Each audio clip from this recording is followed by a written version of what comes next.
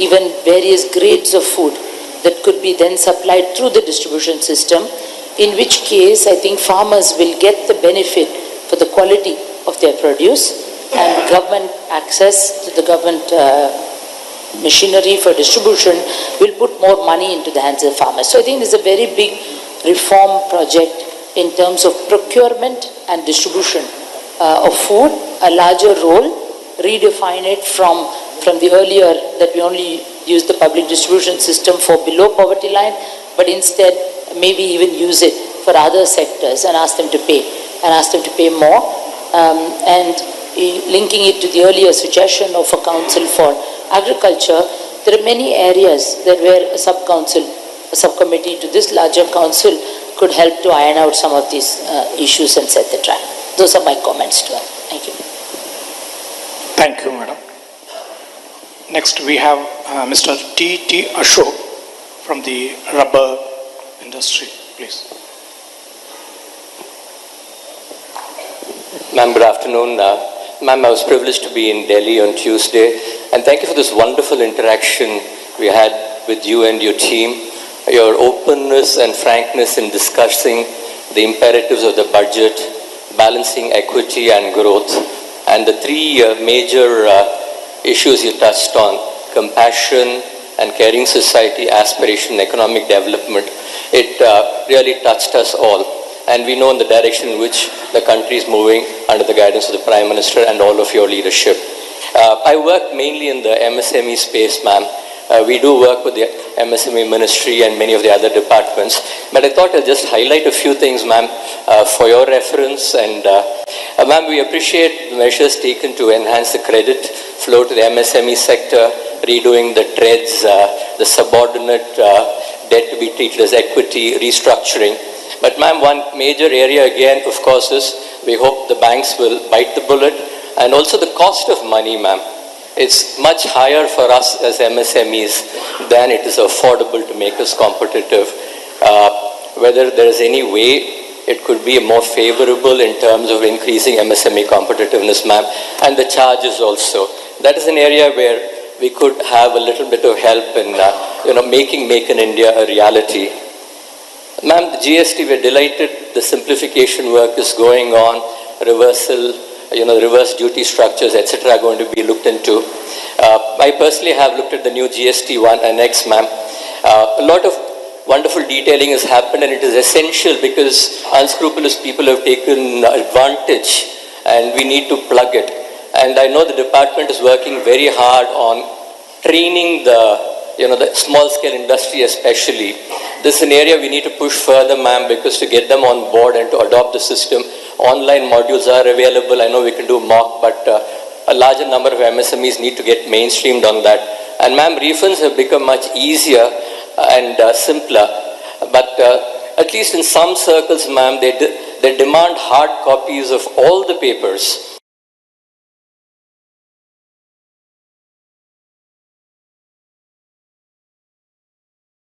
For 3 months, for example, we filed,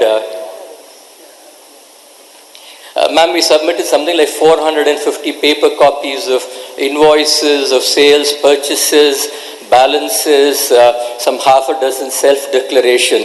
This is something I know you're trying very hard to eliminate, but in some ranges at least that seems to be a practice.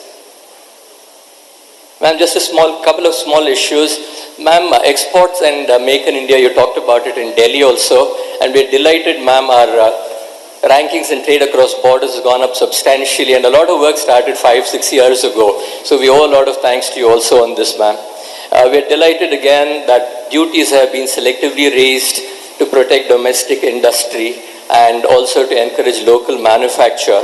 And we're delighted about the rules of origin, in certain cases anti-dumping duty. The logistics policy is something we're looking forward to, ma'am, because cost of logistics is very high here in this country. And we need to look at the way the service providers come up with very, very heavy costs and charges. They come up with new nomenclatures and terms which none of us are familiar with. The rates of exchange they levy are quite unregulated. It does add a lot to the cost, ma'am. And ma'am, your NIRVIC scheme is amazing, ma'am. We look forward to the NIRVIC coming in, because the current ECGC, unfortunately, is very cumbersome, time-consuming, and difficult to implement. At the end of the day, a genuine exporter loses his claim because of some technical regulation not being met. So we look forward to the NIRVIC scheme, ma'am. And finally, ma'am, very happy that you're looking at Make in India.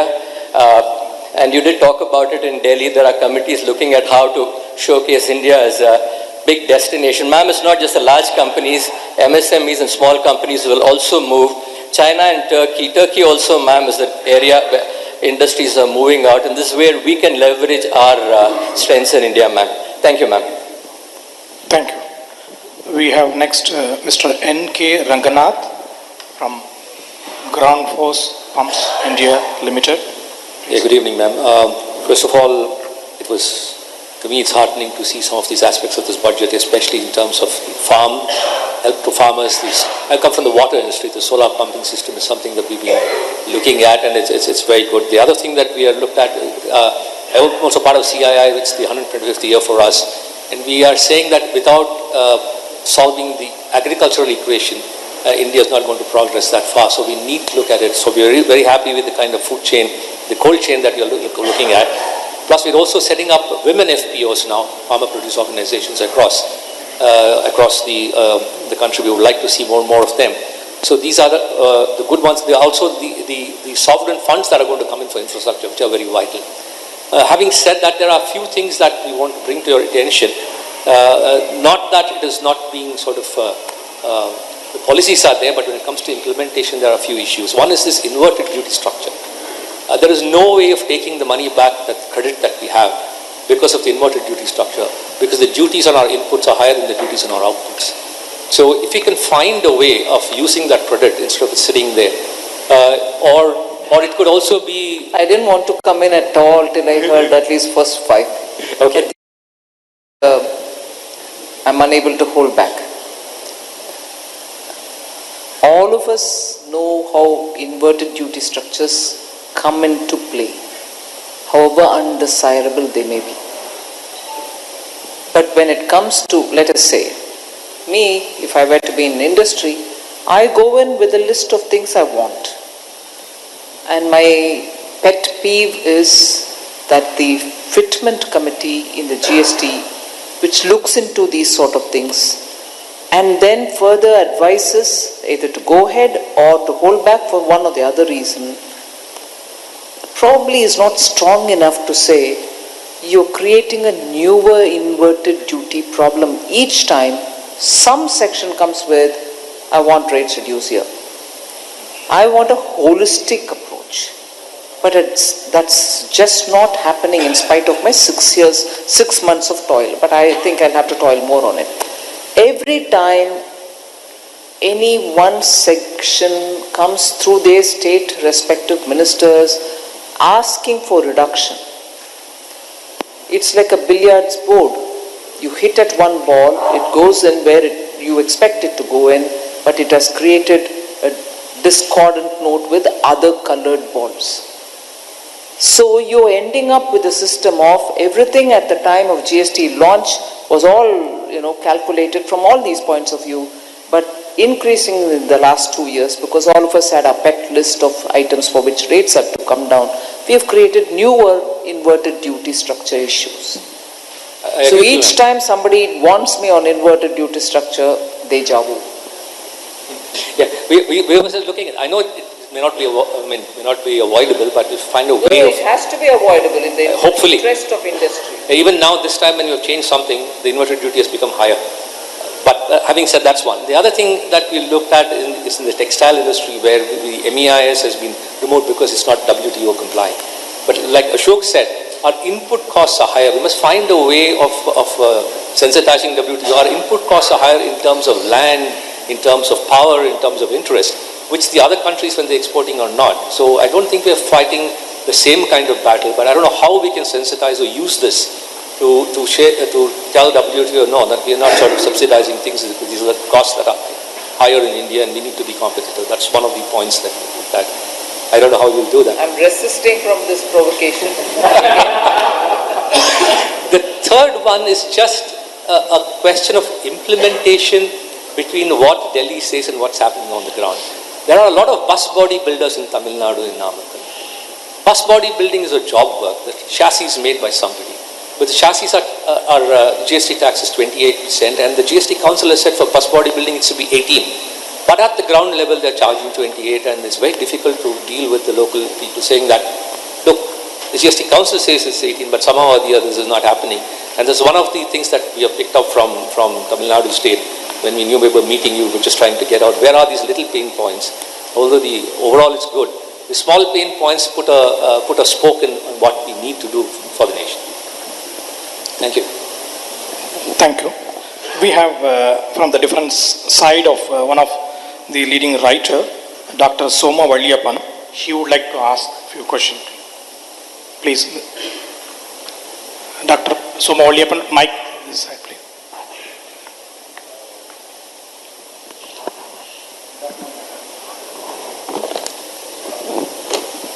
Good afternoon, madam.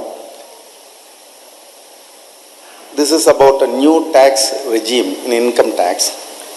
I happen to meet a lot of employees in factories and organizations as a trainer. While the new tax regime is going to make income taxpayers work very simple and also administrators work as very simple, and of course, while an option is also given either to take or not, I feel there is very little incentive in the new scheme for the employees, the salaried class, to save money, which they have been doing until now. While still they can save on their own, there is no incentive on the tax front, and also no incentive to save for pension schemes, to take insurance, to take medical insurance, etc. Also, the incentive for building a home by way of giving interest exemption and also child's education. There are several things which people have been used to and have been doing just because it was offered by income tax. While there is an option, still I find the mindset of the employees is to avoid all that, and they do at the year end only on the compulsion from either finance or HR department not to deduct tax. So the income tax has been driving them to save. The exemption has been driving them to save. While the existing employees still may opt the old system, I fear the new set of employees who are going to join next few years, they may not even know, or they may not come to know of such options which were available earlier. So I fear that they may not be saving much money either in insurance or medical or anything. Especially in our country, we do not have much social security schemes, and I request madam to consider some saving option in the new regime also. As a bucket, we can give 3 or 5 lakhs as one bucket within which they can do something, which madam may be able to do. Thank you, madam. Thank you, please. We have one more senior advocate, madam. Nirmala Sitharaman. She also would like to ask questions. The mic, this side, please. Madam, this side. As a person practicing in income tax, I find the number of amendments amazing. But a lot of them have clarified a lot of issues that have gone into litigation. The two things that I wanted to ask Madam was, one, what he already stated about the disincentivizing saving. I don't think young people, especially salaried employees, are going to save voluntarily unless there is some kind of a tax benefit. So maybe it could be restricted to salaried classes, that where some sort of savings are allowed even under the new regime. And the other thing was the amendments to under the for charitable trusts, there is section 12AB5A, which says even where they have partly been disentitled, there is a room for cancellation. Sometimes there could be a part, some they might have not followed some rules for that year, for which certainly it can be taxed, but cancellation would mean a very big thing. Maybe it should be restricted to where they have wholly not followed. These are the only 2 points I wanted to make. Thank you.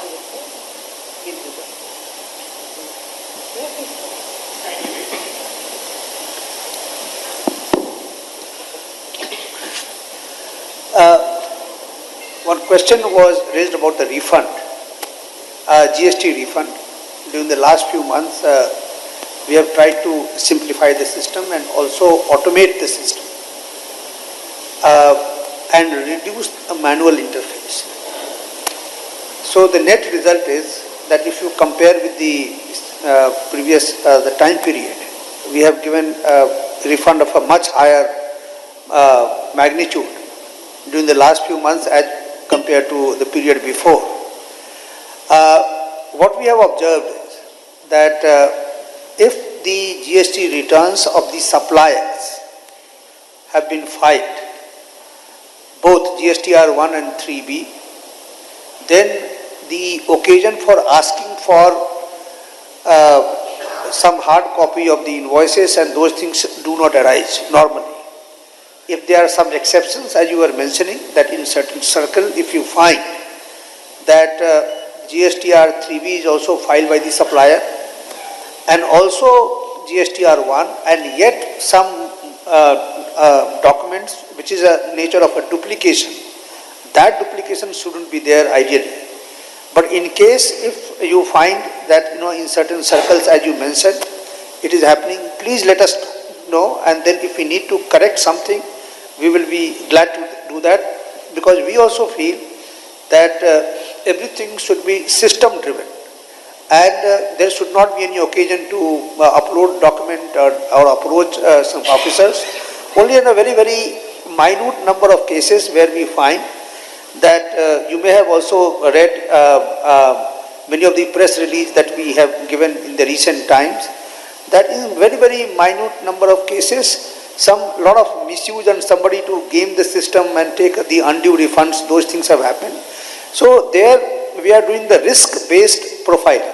For example, I'll tell you what we have found, because it concerns all of us, because after all it is a taxpayer's money, and if supposing somebody is taking an undue refund, then we all have a shared responsibility how we can stop this. Somebody whose income tax profile, in the income tax return, either he has not filed the return or has shown income less than 2.5 lakh, whereas on the GST he is showing turnover of 100 crores and trying to take this refund. So in those cases, questions must be asked, and there we are asking those questions, and then you all will appreciate that this must be done, because after all it is the taxpayers' money, your money, our money, everyone's money. So this is one. But apart from that, and those numbers are very, very small. Apart from that, we should be. And if there is any suggestion you can give us. One question was asked about this old versus, the income tax, personal income tax, old versus the new scheme. And both the questions, it may be some impression that this scheme is not beneficial. In the morning session also I tried to explain that this scheme is a very, very simple scheme. And we have a calculator. In fact, the people in the first few days of the budget, people said that they have to approach accountant or expert or chartered accountant or some income tax official to figure out which scheme is better. So for the benefit of the taxpayers and everyone, we have put up a very, very simplified calculator on the income tax website, e-filing website, where you have to just enter 3 parameters: your age, income, and your total exemption that you are expected to take. It will tell you that under the old regime how much tax you have to pay, and in the new regime how much tax you have to pay. So this is as simple. We also ran a simulation. Let's say 18-19 financial year, we have already got the returns. 5 crore 78 lakh returns have been filed. Now supposing if this new scheme had come last year, then how many people would have actually benefited? And I was pleasantly surprised that 69% of the taxpayers stand to gain if they switch to the new system, because everybody is not taking an exemption of complete 2 lakhs, 3 lakhs, 4 lakhs. So if supposing somebody has been taking exemption of, let's say, 50,000 or 1 lakh, many of them are stand to gain, and that is why we figured out 69% of people would stand to gain, number one. 11% would, the impact will be very, very marginal. So what we feel that approximately 80% of people would actually switch to the new system because, first of all, it is a financially beneficial because it saves certain tax. Also, it is very, very simple. So that is there. Now the question about that, whether it promotes saving or not, in fact, the ultimate, our citizen or the taxpayer is the best judge of his or her own interest. They know exactly that, which particular scheme, where exactly the saving has to be done. So I think, we should trust his judgment and the intellect. And instead of, some government system being directing this, that wouldn't be fair to do that. And also one more thing, that we found that there were many people who, for some reason, they were not interested in availing these exemptions. For example, the pensioners, for example. Why would they put the money in the provident fund? Why will they buy a new house? Why will they, invest in some instruments? So they were actually at a disadvantage. Similarly, those, who joined the workforce, at a very, very, at the young age, he has not decided where to buy a house, and then also he has not decided, exactly what kind of savings, he would do. So at least for a few years, he's better off. So he was actually paying tax at a higher rate. So by giving this option, everybody is a winner, no one is loser, and then this system is very, very simplified. The two interventions I would like to respond to, one is on the agriculture and other is on the MSME. As you rightly mentioned, madam, we are very conscious that agriculture is really the key to the growth, especially because it contributes to almost 50% of the workforce which is employed there. So if you see, FM has announced in the budget number of things which specifically relates to the agriculture. I mean, all these stages of agriculture, either from input stage or the cropping and to post-harvest, all madam has touched. So I'll just briefly narrate them. If you see, there was a total allocation of 2.83 lakh crores which has been made for the agriculture sector. It's a very substantial amount. And this covers the solar and water districts, water deficient districts and all. It's a full series of interventions. Over and above, there is a agricultural credit which is of 15 lakh crores. And this has been increased from 12 to 15. There is an increase of 3 lakh crores on the agriculture side. Now the point you mentioned as to how do you implement it. So the intermediation has to be through two ways. One is through technology and another is through reforms. So FM announced in the budget itself that reforms, the flows to some extent in a competitive mode will relate to the reforms in the APMC, the reforms in the land rights, all that. And as regards the distribution, the entire distribution now is in the PDS also happening through the DVT. So that's also reaching directly, removing intermediaries and a whole lot of savings, efficiency gains there. Then again on the procurement side, two things budget madam announced. One was on the warehousing and another was on FPOs, including the FPOs for the fishermen, which is again a form of an intermediation, has to be reached to the people directly, organize them and let them be their own procurement agencies. Three more important things along with this. The PM Kisan, which is at the input stage. Now if you look in the country, around 9.7 crore farmers are on the platform. That means their entire database in terms of their accounts, in terms of their land holdings, everything is on the system. So this is a backbone on which all other benefits can be directed to. And therefore the KCC, the PM Suraksha Bima Yojana, PM Jeevan Jyoti Bima Yojana, all is being directed towards this thing also. Then recently in the MSP, the MSP side on the post procurement. So agriculture is really one of the major sectors. Coming to the MSMEs, there are 8-10 things which were specifically stated in the budget and pre-budget. Number one, all the non-NPA accounts were allowed to be restructured till 31/3/20.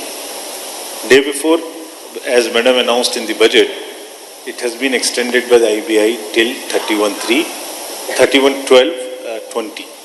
And this means all these accounts which are under stress in the current year were also unable to be restructured. Number two, this was around 3 months back, Madam announced that the 25% extra working capital to the non-NPA accounts. I mean, it's almost sanctioned at that time, they can go and claim it. Thereafter, another very important scheme is of the sub-debt. This is about the NPA accounts. If an MSME because of some reason become NPA and still viable, so how do you handle because they are short of equity? Equity and working capital cycle, these are two disturbed. So on the sub-debt type, this sub-debt scheme will allow the entrepreneur to get sub-debt which can be used as equity, and that equity can be leveraged for the debt. So this is another thing. Thirdly,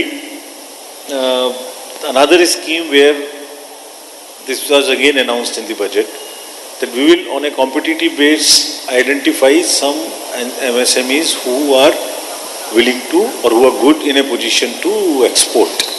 And what is expected is it's a 1,000 crore scheme in which debt, equity, R&D and also the export support, marketing support all. So we'll try and find out these jewels through a competitive mode and handhold. This is right saying government proactively going out and identifying. Sir நானா இங்க இருந்து இப்போ ஆபீஸ்ல தான் இப்போ உடனே கிளம்பணுமே.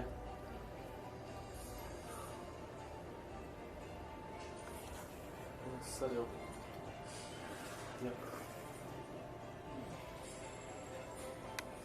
இப்போ laptop on பண்றேன் கால் பண்ணிட்டு 5 minutes.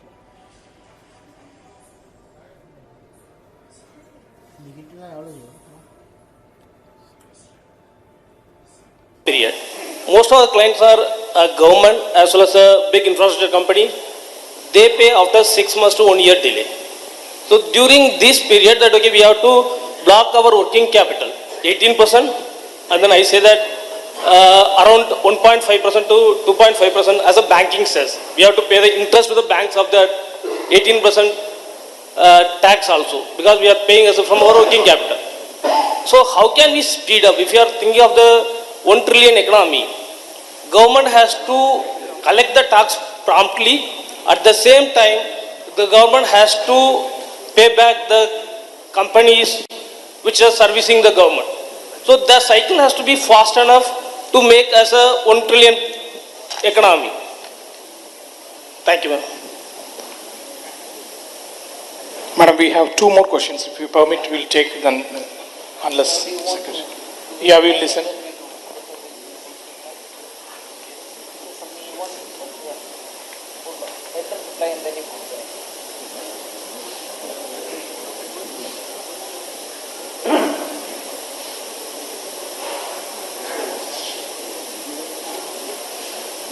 This was really heartening to see questions from the aspirational India and aspirational youth.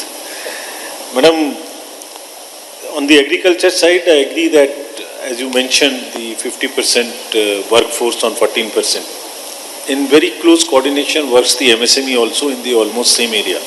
So if we combine the two, it's the value addition which is what is most important. And that was exactly what was emphasized in the budget. So the increase in productivity more towards cash crop by the reforms which are tenancy and the pooling.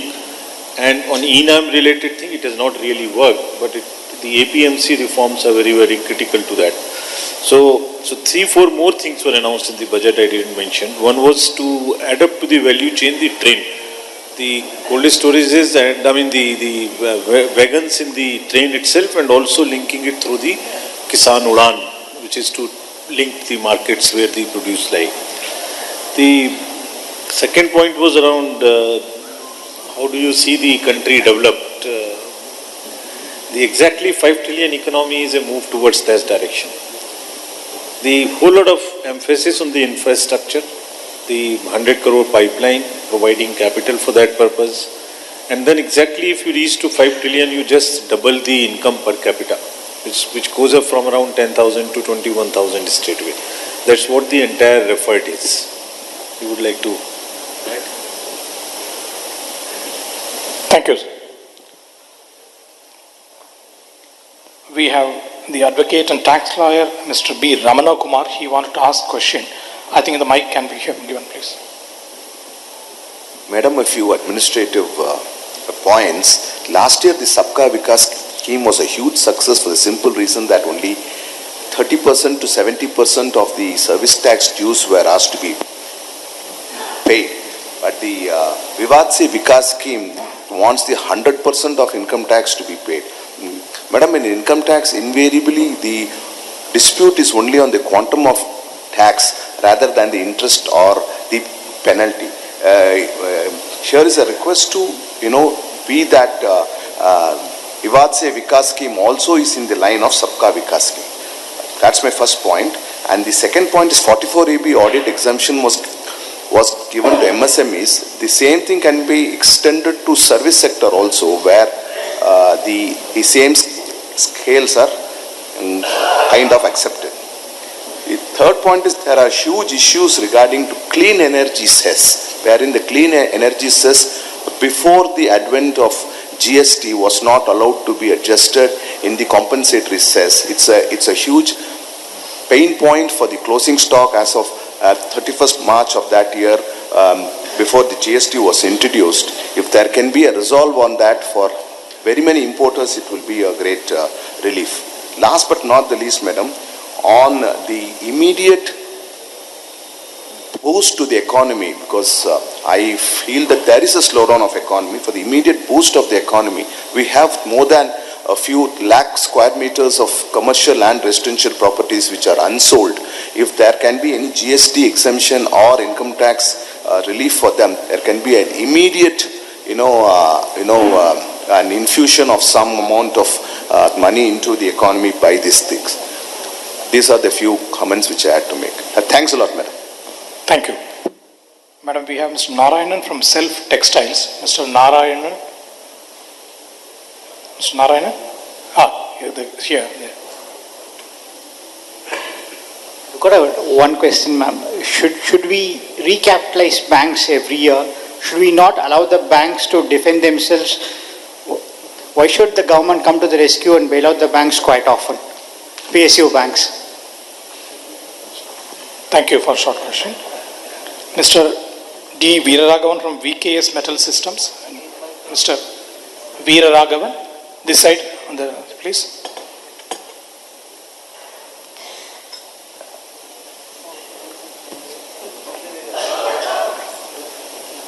வணக்கம் madam. இந்த ஆதார் அட்டையில் சாதாரண மனிதன அதிகாரம் என்பதற்கு நீங்கள் உதாரணமாகவும் உண்மையாகவும் எங்களுக்கு வாய்ப்பளித்தமைக்கு நன்றி. முதலில் இந்த ஆர்ஓசி ஃபைலிங் எம்எஸ்எம்இ கம்பெனிக்கெலாம் கொஞ்சம் சிம்பிளிஃபை பண்ணணும். ஏன்னா ஒரு 3 நாள் லேட் ஆனதுக்கே 14 மடங்கு 15 மடங்கு ஃபைன் போட்டு கட்ட சொல்கிறாங்க. Register of companies. I think கொஞ்சம் மைக் பக்கத்தில் வச்சுங்க. We are discussing on union budget, but any related short, please. Company income டேக்ஸ்லாம் கட்டியாச்சு. ஆர்ஓசி ஃபைலிங் வந்து ரொம்ப ஃபைன் போடுறாங்க ஒரு 3 days லேட் ஆனதில். அதெல்லாம் எம்எஸ்எம்இக்கு இந்த டேர்ன் ஓவர் பேசிஸில் சிம்பிளிஃபை பண்ணால் கொஞ்சம் நல்லாயிருக்கும். 3வது கொஸ்டின் அதே மாதிரி இன்ட்ரெஸ்ட் ரேட் பேங்க்கில்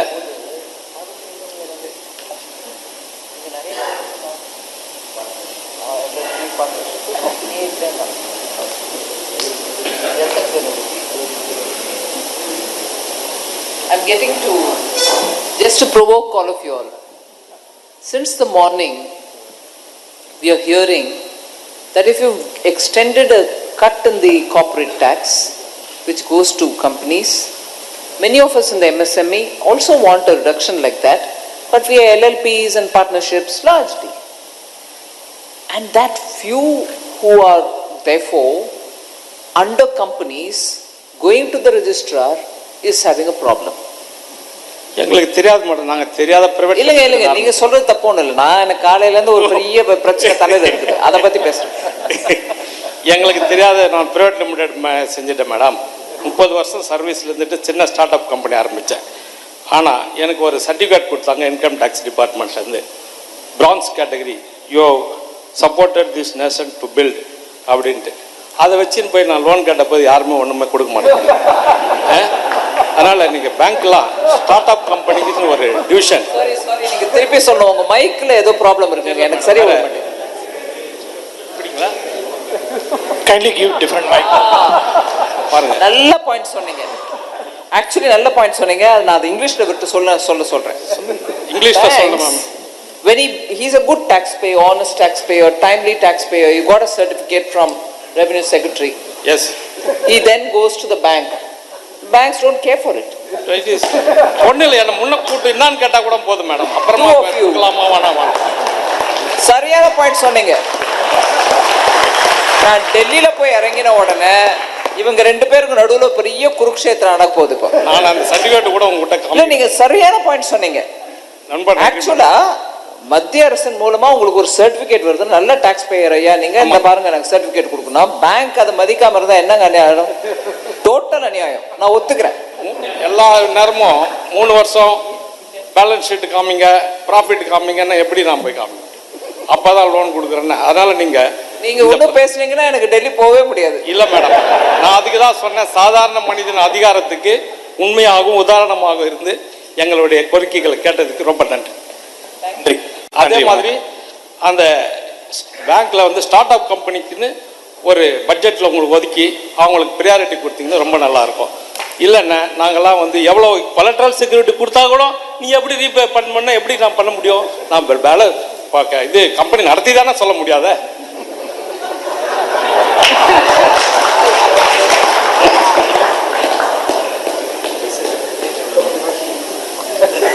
I hope there are no journalists here. You are. I want to ask him, is he part-time journalist? No, madam. ஆணி அடிச்ச மாதிரி கேள்வி கேட்குறீங்க. சரியா கேட்குறீங்க. நான் இன்னும் ஒரு கொஸ்டின் உங்களுக்கு மேடம்.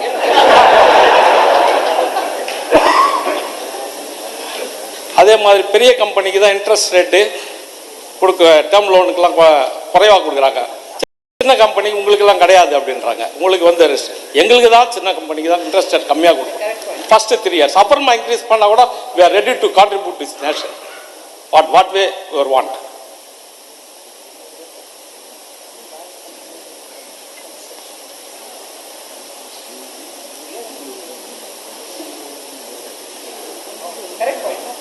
Thanks madam. இன்னும் ஒரே ஒரு இது இந்த பட்ஜெட் ரிலேட்டட் கிடையாது. இந்தியாவில் நிறைய எம்எஸ்எம்இ கம்பெனிஸ்க்கெலாம் சில டிராயிங்ஸை பெரிய கம்பெனிங்கள்ந்து சில சாஃப்ட்வேர்ஸ் மென்பொருள்லாம் நம்ம இந்தியாவிலேயே செஞ்சுருக்காங்க. ஆனால் அந்த சாஃப்ட்வேரால் இந்த டிராயிங்லாம் ரீட் பண்ண முடியாது. இந்த பைரேட்டட் வெர்ஷன்ஸ் எல்லாம் இந்த இந்தியாவில் அந்த எம்எஸ்எம் கம்பெனிஸ் நிறைய நோட்டீஸ் அனுப்பின்னு டார்ச்சர் பண்ணுறாங்க. இதை வாங்க, எனக்கு தேவையே இல்லை அந்த சாஃப்ட்வேரில் 4 லட்சம் கொடு, 5 லட்சம் கொடு. அதெல்லாம் கொஞ்சம் நிறுத்தி எம்எஸ்எம்இக்குன்னு ஒரு இந்தியாவிலேருந்து கவர்மெண்ட் ஆஃப் இந்தியா ஒரு சாஃப்ட்வேர் கொடுக்கணும், எல்லாத்தையும் இது பண்ணுறீங்க. அப்போ சைனாலெல்லாம் அதெல்லாம் இருக்குது. நான் போய் வாங்க, சைனாவில் இருக்குது எல்லாம் சிம்பிளிஃபைடு வெர்ஷன்ஸ். அவங்க எல்லாமே அந்த மாதிரி சாஃப்ட்வேர், அந்த மாதிரி கூகுள் மாதிரி அவங்களுக்கு ஓன் இருக்காமல் நம்ம இந்தியாவுக்கு ஒன்று பண்ணி கொடுத்துட்டிங்கன்னா ரொம்ப நல்லா இருக்கும். நம்ம மணி நம்ம நாட்டிலே இருக்கும். அதே மாதிரி இந்த கொரோனா வைரஸ்னால இன்டர்நேஷ்னல் மேனுஃபேக்சரிங் கம்யூனிட்டி ஒரு நாட்டை டிபெண்ட் பண்ணி இருந்ததுடைய கஷ்டத்தை இப்போ எல்லாரும் ஃபீல் பண்ணுறாங்க. இந்த ஆப்பர்ச்சுனிட்டி யூஸ் பண்ணி எம்எஸ்எம்இ பெரிய கம்பெனி எல்லாம் இந்தியாவில் பெருசாக வர்றதுக்கு நீங்கள் ஹெல்ப் பண்ணணும் மேடம். நன்றி, உங்களுடைய நன்ற கேள்விக்கு நன்றி. Doctor Sakthivel, department of water resources, Anna university, கேள்வி கேட்க இருக்கிறார். Please.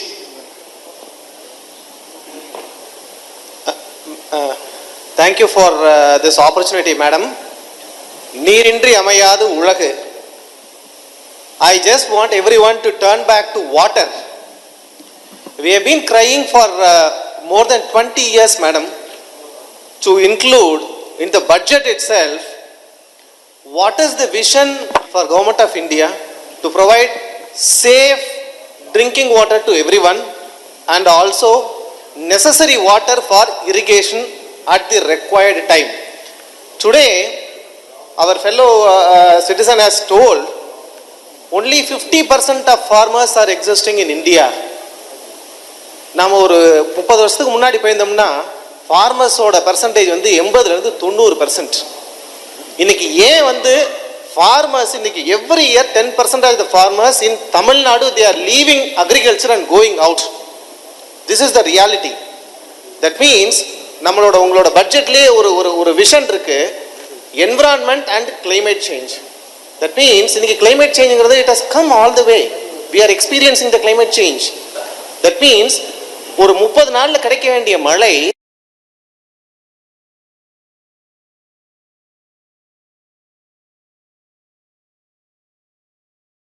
reference to space time is going to is affecting our agriculture as well as water supply and all the well-beings.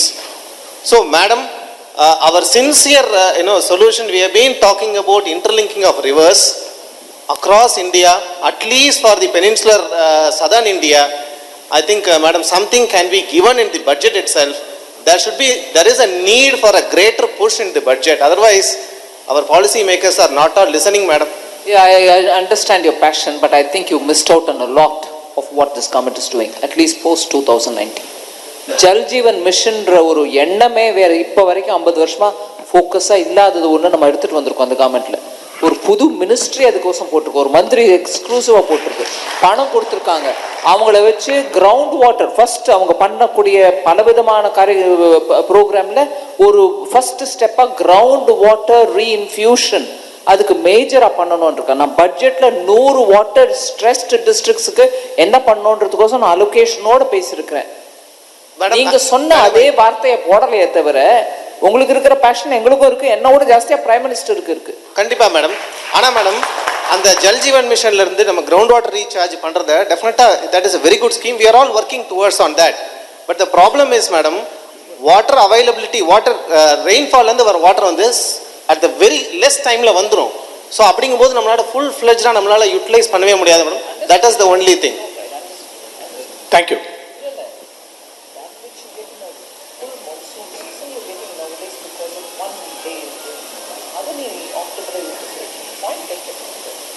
Thank you for your point. Mr. Bala, MD, Blackboard, would like to ask a question. Bala, that side, this side, please. Good afternoon, madam. Thanks for being here. I'm also the past chairman for NASSCOM GCC Council. So the budget on the startup funding and the exponential technologies, quantum, everything is excellent. So two requests from our side. The extension of reduced corporate tax for 15% to the newly incorporated companies in special economic zones may be considered, madam. And extension of sunset clause under section 10A of income tax for another 5 years may be considered, madam. And extension of weighted deduction of 150% beyond financial year 2021 may be considered, madam. This will be definitely helpful for the companies, madam. Thank you so much. Thank you, madam. We have Mr. Ilangovan, treasurer from the medical field. Kindly be short because we have few minutes time. Please be short. வணக்கம் அம்மா. இந்த ஆன்லைன்காக நாங்கள் வந்து தொடர்ந்து வந்து மத்திய அரசை வந்து நாங்கள் மனு கொடுத்துக்கிட்டே இருக்கோம். ஆன்லைன் வர்த்தகத்துக்காக மருந்துகள் வந்து ஆன்லைனில் விற்பதை பற்றி தடை செய்கிறோம்னு சொல்லி நாங்கள் தொடர்ந்து வந்து கொடுத்துக்கிட்டே இருக்கோம். ஸோ இந்த மருந்து விற்பனை வந்து ஆன்லைனில் பண்ணுறதுனால நமக்கு நேரடியாக வரக்கூடிய வருமானங்கள் வந்து அரசுக்கு வந்து தடையாகுது. அதனால் இதை வந்து நீங்கள் கூடிய விரைவில் வந்து ஆன்லைன் மருந்து வர்த்தகத்தை வந்து தடை செய்யணும்னு சொல்லிட்டு எங்கள் தமிழ்நாடு மருத்துவமனை சங்கத்து சார்பாக ரெகுலேட் பண்ணுறதுனாக்கா, அதாவது ஓடிசி ப்ராடக்ட்ஸ் மட்டும் விற்கிறதுக்கு அனுமதி கொடுக்கணும் அப்படின்றது எங்களோட கோரிக்கை. இப்போ உலக நாடுகள் எல்லாத்துலேயுமே வந்து ஓடிசி ப்ராடக்ட்ஸ்க்கு மட்டும்தான் வந்து அனுமதி கொடுத்துருக்குறாங்க, இதுக்கு வந்து கொடுக்கறது இல்லை. நம்ம வந்து இப்போ வந்து பார்த்தீங்கன்னாக்கா நமக்கு அரசாங்கத்தில் அந்த மாதிரி ஒரு விதியே இல்லை, ரூல் இல்லை, ரெகுலேஷன்ஸ் இல்லை, ஆக்ட் இல்லை. ஆனால் வந்து ரொம்ப ஃப்ரீயாக என்ன மெடிசன் வேணாலும் வாங்கக்கூடிய நிலைமை இன்றைக்கி வந்து இருக்குது. ஈவன் வந்து நார்கோட்டிக் ட்ரக்ஸு, சைக்கோட்ராக்டிவ் சப்ஸ்டன்சஸ்ஸு, அதுக்கப்புறம் இந்த அன்வான்ட் கிட் மாதிரி போன்ற அந்த கருத்தடை மாத்திரைகள் அதெல்லாம் கூட ரொம்ப ஃப்ரீயாக அவைலபிள் கிடைக்குது. அதனால் நம்மளோட யங்கர் ஜென்ரேஷன் வந்து ரொம்ப பாதிக்கடிக்கிறாங்க. ஸோ இதனால் நாங்கள் தொடர்ந்து வலியுறுத்திக்கிட்டே இருக்கிறோம். நீங்கள் அதை வந்து கன்சிடர் பண்ணி நம்ம அது இல்லாமல் வந்து நிறைய வந்து டேக்ஸ் நேரடியாக நமக்கு இப்போ நாங்கள் வந்து வணிகர்கள் வந்து ஒரு 100 ரூபாய் வியாபாரம் பண்ணால் 12 ரூபாய் வந்து வரியை வந்து டைரெக்டாக கவர்மெண்ட்டுக்கு செலுத்துகிறோம். ஆனால் ஆன்லைனில் வர்த்தகம் செய்கிறவங்க வந்து 30% வந்து விலையை குறைச்சி விற்கிறாங்க. ஸோ விற்கும் போது 70 ரூபாய்க்கு தான் விற்கிறாங்க. அவங்க அந்த டேக்ஸும் கட்டுறது கிடையாது. ஸோ கொள்முதலேருந்து விற்கும் போது அவங்க வந்து வரியும் கட்டுறது கிடையாது. ஃபேக் மெடிசன்ஸ் வந்து நிறைய ஸ்பியூரியஸ் ட்ரக்ஸ் வந்து நிறைய வரதுக்கான வாய்ப்புகளும் இருக்குது. ஸோ இதை வந்து நீங்கள் தடை செய்யணும்னு சொல்லி கேட்டுக்கிறோம். ரெண்டாவது வந்து இந்த பணம் டிமானிட்டேஷன் டைமில் வந்து பார்த்தீங்கன்னாக்கா எங்களுக்கு மட்டும் வந்து ஒரு விதிவிலக்கு கொடுத்துருந்தீங்க. பணம் 500 ரூபா நோட்டும் 1000 ரூபா நோட்டும் வந்து நாங்கள் கட்டலான்னு சொல்லி இப்போ வந்து அதை வந்து இன்கம் டேக்ஸ் டிபார்ட்மெண்ட் எங்களுக்கு வந்து நோட்டீஸ் வந்துக்கிட்டு இருக்கு. ஸோ அதையும் நீங்கள் வந்து கன்சிடர் பண்ணணும்னு சொல்லிட்டு கேட்டுக்கிறோம். அதாவது என்னன்னாக்கா ஒரு 500 rupees 1000 rupees டிமானிட்டேஷன் டைமில் மெடிக்கலுக்கு மட்டும் ஒரு விதிவிலக்கு கொடுத்துருந்தாங்க. நீங்கள் வந்து பொதுமக்கள்கிட்ட வாங்கலாம், நீங்கள் பேங்க்கில் பே பண்ணலான்னு சொல்லிட்டு நாங்கள் அதை வாங்கி பே பண்ணிக்கிட்டு இருந்தோம். அதுக்கு இப்போ வந்து ஐடியிலேருந்து எங்களுக்கு நோட்டீஸ் வந்துட்டு இருக்குது. 30ஆம் தேதி டிசம்பருக்குள்ள. Yes ma'am. அதுக்கப்புறம் கூட நீங்கள் கொடுத்துட்டு இருந்தீங்கன்னா அது வேற. இல்லை நாங்கள் பேங்க்கில் வந்து எங்களுக்கு வந்து ஸ்டிப்புலேட்டட் டைம் கொடுத்துருந்தாங்க மேடம். மெடிக்கலுக்கு மட்டும் கொடுத்துருந்தாங்க. மெடிக்கலுக்கு மட்டும் கொடுத்தாலும் 30ஆம் பெட்ரோல். ஆமாம் மேடம். Thank you madam. நன்றி. We have only 2 questions, ma'am. We will take and try to complete it. Sincere syndication, R. Sivaramakrishnan. Yeah, this side, please.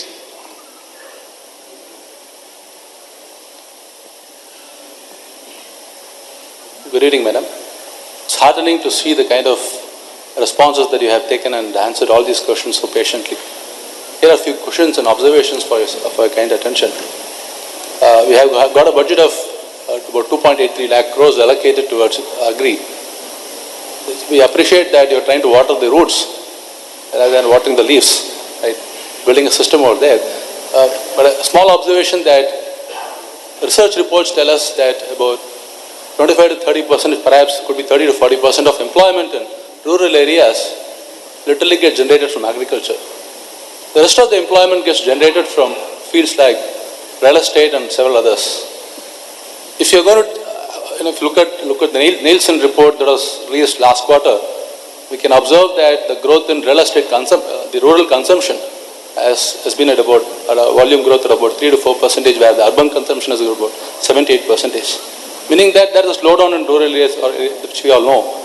But if the investments in agri infrastructure, the warehousing, which is going to be at an amount of 2.83 lakhs crores, it's going to water the roots of agriculture. Perhaps more liquidity needs to be infused into other sectors, which are creating mass employment for the rural sector, particularly real estate. We have done a phenomenal job in setting up this 25,000 crores fund under administration of SBI, funded by SBI, and I know the people sitting there, wonderful people over there. But I also set a stiff target towards disbursements of substantial quantum by 31st of March. But it was little intriguing to observe that perhaps, I don't know if the situation has changed today, at least until a couple of weeks back, loans were not disbursed yet from the sizable amount of fund that you have set up. While the intentions are phenomenal, visionary, I think a lot needs to be implemented on the ground, because there's so much of suffering on the ground in real estate which you are aware of. So the 25,000 crores fund that you have set up there, it should start disbursing. I don't want to get into this discussion of why this disbursement have not taken place. Because it's already started getting disbursed. Okay. So you really can't say that it's more. Okay. So that's one submission to you. And number 2 is on DDT, it's a move there where you have abolished the dividend distribution tax. But I do find that we manage funds of several hundreds of families in India and overseas. We move with a lot of SMEs around in different parts of the country. When dividend distribution is abolished, while at the same time there is a TDS on dividend that is getting paid on equity and also on mutual funds. Dividend of 10% or an amount of 5,000. One may note that there are quite a lot of thousands of small taxpayers who are not subject to tax at this point in time. We have provided a phenomenal exemption of up to about 5 lakhs plus another 1.57 lakhs of exemption. lot of retirees, lot of people come under within this bracket of 7 lakhs. Now so they would have got an amount of, let's say an employee of SBI would hold SBI shares, likewise so on and so forth. The dividend that is being paid by SBI would attract dividend distribution tax. End of the day, they wouldn't have to find an IT return because today their income levels are less than 5 lakhs. But for the sake of getting the refund of TDS that has been paid out, they need to file the IT return in order to get the refund. I think my humble submission is that perhaps this could put a lot of retirees, a lot of small taxpayers, they not actually need to be taxpayers for less than 5 lakhs of income slack. They need to get into the system of filing income tax returns just for the sake of getting dividend, paid back of. Know who gets these monies. The country needs to know who earns these dividends. Yeah. Who are these shareholders? Okay. Somewhere somebody will have to keep a trail and Right. please know. Otherwise I'll have to live with this assumption that it is only going to the retirees and not really. Understand. I understand there is an accountability that you're going to set up here. You're setting up an accountability here as to whom. Not accountability, a track. Okay. I'm not suspecting the person who receives the money. Yeah. It is not asking him to be accountable. It is more for me to know where the money is going. Or the trail of the money, to whom it's paid. I appreciate that, truly appreciate, but having said that, do we need to get the small income earners to go into the rigmarole of filing an income tax return? There is no rigmarole. And if there is a rigmarole, please let me know. We don't want it to be a rigmarole, but we want to keep a track. Understand. So this is my humble submission for the sake of tracking that. Number 3 is medical equipments. So again, with a great vision of enabling domestic manufacturing, I levied this 5% duty on customs duty on medical equipments manufacturing and import of medical equipments. And humble submission, we interact with a lot of industries, one of which is medical equipments. Now, I'm sure, I don't know if any medical equipment manufacturer is sitting around, no MRIs manufactured in India. X-rays that are manufactured in India today are of technologies that prevailed in 1980s or 1990s. Now, it's with the genuine intent that you have brought in this customs duty of 5%, but the fact remains that the technology is not there in India. There has to be a technology transfer agreement that has to be put in place and get the technology imported here and start manufacturing. Now, if you look at the overall ecosystem here, we need the idea is to encourage manufacturing, while at the same time, I'm sure you'll appreciate the fact that companies will not come and set up plants just because there is a customs duty. I think there needs to be a payback period, there needs to be a proper return on investment. For instance, typical payback period on a new medical equipment manufacturing setup in India, something like an MRI or X-ray or larger medical equipment works out about 10 to 12 years of payback cycle at this point in time. So 10 to 12 years of payback cycle on a medical equipment manufacturer, despite having this customs duty, is not something that would push those manufacturers outside India globally to come in and set up a manufacturing facility. It is, end of the day, if there is an encouragement from a demand side or some other fashion to ensure that the ROI is increased, return on investment is increased, the payback period is reduced for manufacturing, I think there are a lot of people who could come and set up manufacturing facilities in India. In this regard, humble submission here, just for a point of consideration. Thank you. Let's say the reason why there is low payback in medical equipment is that for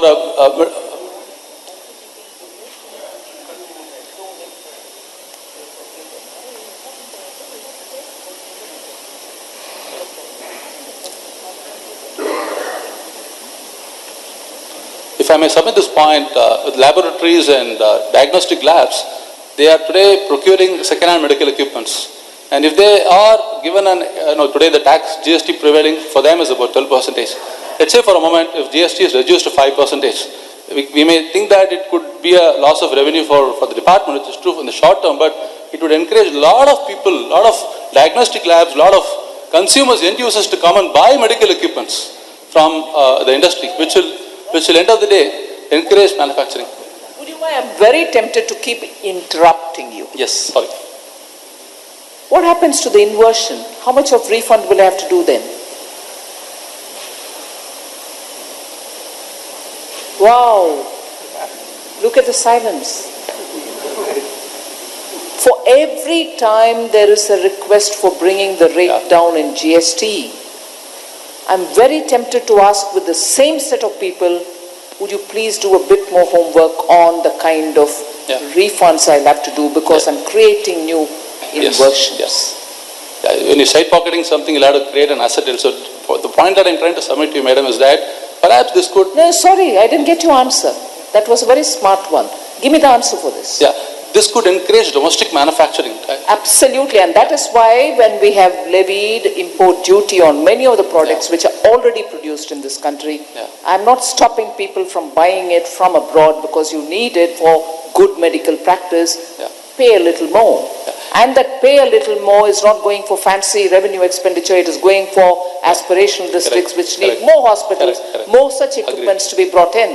So there is a cyclical logic. Absolutely. But of course there will be a thought process which will be completely opposite to this, and I want to be convinced about that opposite logic. Yeah. The only submission here is that if we can, if your team of professionals around, if we can look at ways and means of increasing the return on investment and for companies to set up medical manufacturing units in India, medical equipment manufacturing units in India, that will go a very long way in encouraging a lot of new investments in medical manufacturing. The last point is that a lot of pending dues from government, state governments and central governments. Kindly be specific because we have taken 10 minutes time. A lot of dues from central and state governments. Banks do not provide discounting mechanisms for receivables from state and central governments today. So a lot of SMEs are suffering because dues are pending from the state government for whatever reasons they are. If banks can be encouraged to discount that, it will be of great help to a lot of SMEs around.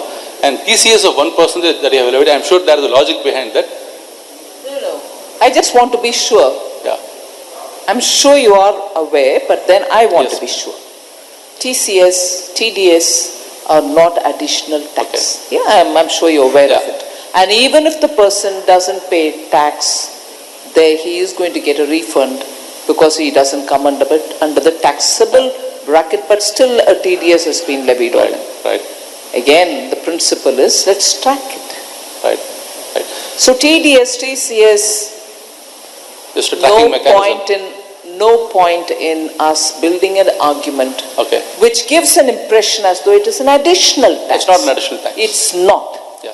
And if the pain point is, oh, but if I'm not in the tax-paying category, I still have to go and claim it, do a bit of the service for this country, please. Right. The last point that I would like to table it to you is that... Kindly give a question in writing and we will forward it to you, please. The last question from CIA, I think you would like to ask, please be short, brief. Mic in the center, please.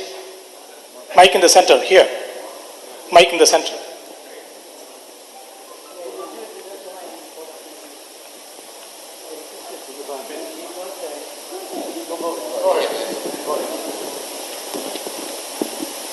Good afternoon to you, madam, and to your team, and good afternoon to one and all. Basically, I'm part of the auto industry. On behalf of the auto industry, I would like to thank the team for the encouraging budget, despite the economic condition in which we are working around. In fact, more particularly, if you consider the the midterm announcement on the corporate tax reduction, as well the personal tax reduction announced in the budget, along with the expenditure proposal towards infrastructure, all those things, really encouraging to all of us that the economic growth is on its way. And we are confident that the growth is in the right track in real soon. And we join to work with the government to achieve one nation, one goal of 5 trillion economy soon. But with this, I would like to make a humble submission. This is on the TCS. While, ma'am, you mentioned TCS and TDS, another thing. But in terms of the administrative, administrative burden it can cast on the industry or the members, I would like to reconsider if there any way we can ease it's not contributing towards the ease of doing transactions. For every transactions, we have to do a 0.1% of TCS. More than the collection, the cost of transaction could be high. What's your alternative? I'm sorry? What is the alternative you offer? Ma'am, alternatively, the TDS is there on the profit that every enterprise is earning, and the TCS is there on the specific transaction. But if we are going to levy the TCS on all the transactions that anybody will be doing, it's going to add additional administrative burden to all the companies. And coupled with that, filing of return, cancel of transaction, and it may lead to a lot of interpretation issues with the department also, may result to additional litigation. While we are struggling to remove all the litigation at this point in time, looks like we are adding again additional litigations in the future to come. About the TDS and TCS, one figure I will give to you. we are a country of 130 crore people and approximately 6 crore returns are filed. But do you know how many people actually finally end up paying taxes? Only 1.5 crores. So in a country of 130 crore, only 1.5 crore people, end up in paying taxes. Is this, is it not, the responsibility of all of us, not only the government, but then, every citizen of this country, that do you think that in our country only 1.5 crore people should be paying taxes here, or should this number be more? So therefore, so what we have found, and based on our analysis, because we get a lot of information from the banks, from the various other places, and in fact the GST also is a big reform, and then what we found, that in case of a GST, the huge transactions turnover are being reported, income tax not, or vice versa. Income tax, certain transactions are being reported, not in this one. Similarly, foreign remittance, for example. Last year we remitted, not we, means people remitted more than 14 billion US dollar, which is a multiple times if you compare that just about a few years back. And when we find that whether those people, who have remitted huge amount of money abroad and whether they have actually filed income tax return, the answer is no. So therefore, a very, and in each of these cases, we have put certain limits to ensure that the small, particularly the small taxpayers are not bothered. For example, the TCS that you talked about on the goods, on whom it has been imposed, those having turnover more than 10 crores. How many people are there having turnover more than 10 crore? Is about 50,000 in the entire country. So the turnover more than 10 crore, number one, and then also to the person to whom he sells more than 50 lakhs in a year, then only this 0.1% the TCS will come in. So please, we should not be under the impression that each and every transaction 0.1% will be collected, and then the small taxpayers will have to go through this rigmarole of keeping an account and then the filing the tax return. So in each of these TCS provision and the TDS provision, we have taken care that the small transactions, small taxpayers, they are kept out of this. Only above a certain threshold, for example, last year, in the month of July, we found that huge amount of cash is being withdrawn from the banks. And, not in few lakhs, but then, 10 crore, 50 crore, 100 crores, in that order. This cash was being withdrawn, but then many of these cases we found that those persons are non-existent because, they, after withdrawing cash, they just dissolved into this whole, in the society, untraceable. So it was very damaging to the economy because, we don't know where exactly the money is going, to what extent. Apart from the tax, it is also not good for the economic security of our country. So what we did, we said that let 2% TDS be imposed on a cash withdrawal of more than 1 crore.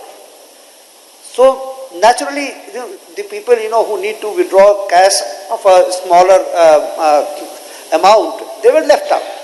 So these things are very carefully calibrated. So therefore, a general perception that the TCS, TDS are being imposed and then a smaller taxpayer will be harassed, it is not correct. Sir, with your due permission, sir, today we have TDS in every part, like GST we have TDS. In income tax, we have a TDS on the service. On the regular transaction, we have multiple form of TDS, which is in turn adding to the administrative burden of the. That's a humble submission we would like to make. I would still want you to please contemplate on what the Revenue Secretary has said. A lot of mind application has gone. I have seen some of these records. I have butterflies in my stomach when I look at it. People who have withdrawn solid 1.5-2 lakhs in each one of the transaction. And when we look at the income tax filed by this person is 0. So honest taxpayer who went to the bank with that certificate who doesn't get anything, Does he have an answer from me? I can't give him an answer. What happens to these people who draw this kind of money in cash and pay no tax at all for this country? How do we at all restore? Is it just going to be the Prime Minister appealing saying, please pay tax? When you have today such technologies which can, without going into the privacy of a person, tell you, I can at least then stop the tax administrator saying, why do you have to go to the person? You have this. Do something which is legitimate. Let the person come on track. I shouldn't use this method. I shouldn't send the tax inspectors home saying, boy, you've drawn 10 crore 10 times this year, but you also don't pay income tax. Can I ask some tax from you? I can't send them. Harassment. So how does this country benefit by using technology? Please, I would like appeal to all of you all. It's not with an intention to burden you. It's not to bring unease in business. But the systems will have to benefit if technology is available. So I would honestly want all of you all to please introspect on that answer given by the Revenue Secretary. Thank you, Madam. Thank you, sirs. Only one Madam, one more submission to you, Madam. We appreciate the government's initiative on the e-assessment process. In fact, thankful to you. In terms of CIT appeal, right now the time prescribed is recommendatory in nature. If we will be able to request the government to look into introduction of mandatory timeline over a period, it will be of timing of what? for dispersal of over a period. We don't want immediately, but over a period, if you will be able to make a mandatory timeline at timeline, we will be able to resolve the issues on a timely basis. No, this is a very good suggestion. As you have noticed that we have introduced faceless assessment, randomized assessment, where the manual interface is being brought to minimum. Now in this budget, we have tried to go, one level up, where even the appeals would be, again faceless. Taxpayer in Chennai, he can file an appeal and he doesn't have to go to an officer sitting in Chennai. He can just file his appeal on the portal. That appeal will get assigned to, let's say, one income tax commissioner income tax appeal in Jaipur, and the order will get passed. The time limit, in fact, it's very, very desirable, and we are working towards that. And how are we working towards that? Today, considering the large number of appeals which are pending, it was not very easy for us to do that. So, in fact, if you notice, one of the outputs of the Vivad Se Vishwas scheme, because what we hope and what we expect is that a lot of appeals will go away, because the kind of the offer that we have made, that would pay only the tax, entire penalty, interest, everything will be waived. The amount of enthusiastic queries that we are getting from people, because that bill has just been introduced in Lok Sabha by our finance minister, and we hope to get it passed as early as possible. So people are saying that, when are you coming with this scheme? Because people want to take advantage of this. So what will happen is that once this scheme gets rolled out, and which will happen in this month itself, hopefully. So one is that the taxpayers will get the relief, and then the appeal will get withdrawn. If it is filed by the taxpayer, that appeal will get withdrawn, or if it is filed by the department will withdraw this.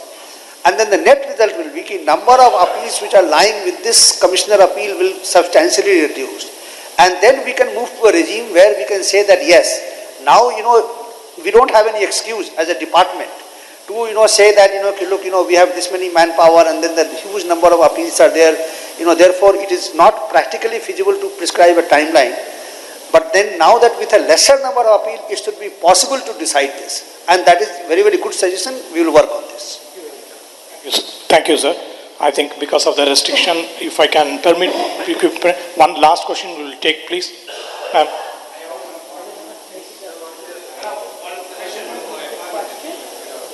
Kindly wait, I think. Madam permits, we will take one by one. One more mic, this side, center.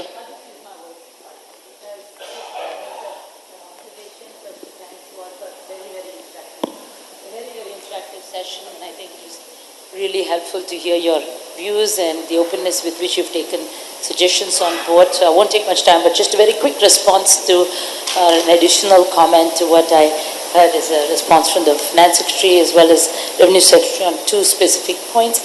One, I think the direct benefit transfer in agriculture has been going well, and our request is that this should be extended to all subsidy schemes in agriculture. And I can quote from my own experience about the submission on agricultural mechanization, where it is being rolled not in a uniform fashion across the states. And if we are talking about small farmers, we should restrict it not to, subsidies are being used today for big farmers. And really we should restrict it even under this mission, and I say so as industry myself, that we should really be restricting it to small farmers up to say 30 horsepower, put a limit on the value of the subsidy and do it online, do it direct benefit. So that would be my suggestion. That it's gone very well, sir, so please do extend it to the other schemes. Some states are doing it very well, and other states we are seeing very patchy implementation. Secondly is on public sector banks and the role in agriculture.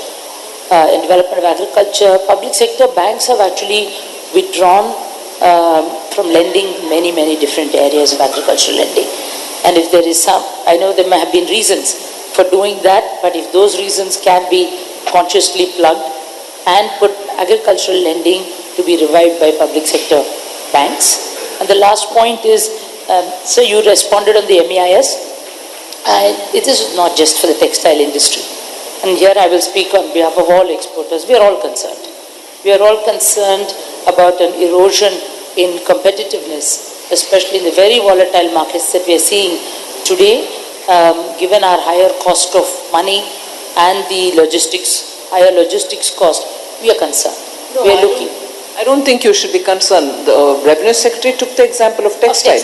Yes. But MEIS is being replaced for all its comprehensive whatever application it had with a newer scheme, which will be more compliant with the WTO. Yes, the we look forward for to some name it's been given.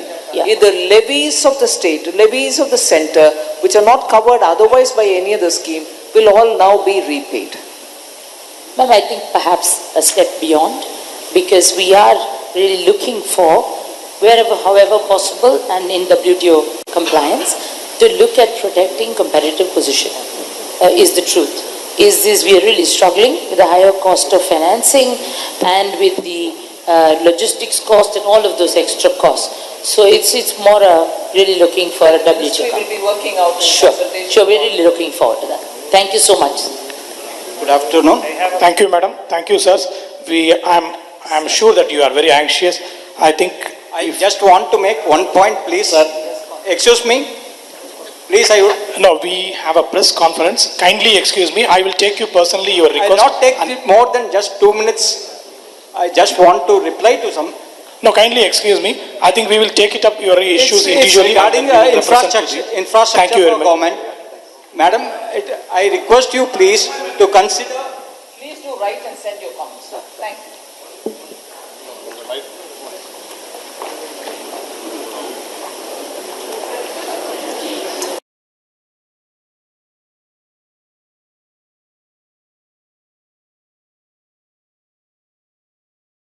Now behind me is a very cool thing. Right over there is the Wi-Fi router set up by the Aam Aadmi Party. In fact, on 16th of December, there were 100 of them had rolled out throughout Delhi. But this is the one right over here at Mandi House metro station. Now, why was this Wi-Fi set up?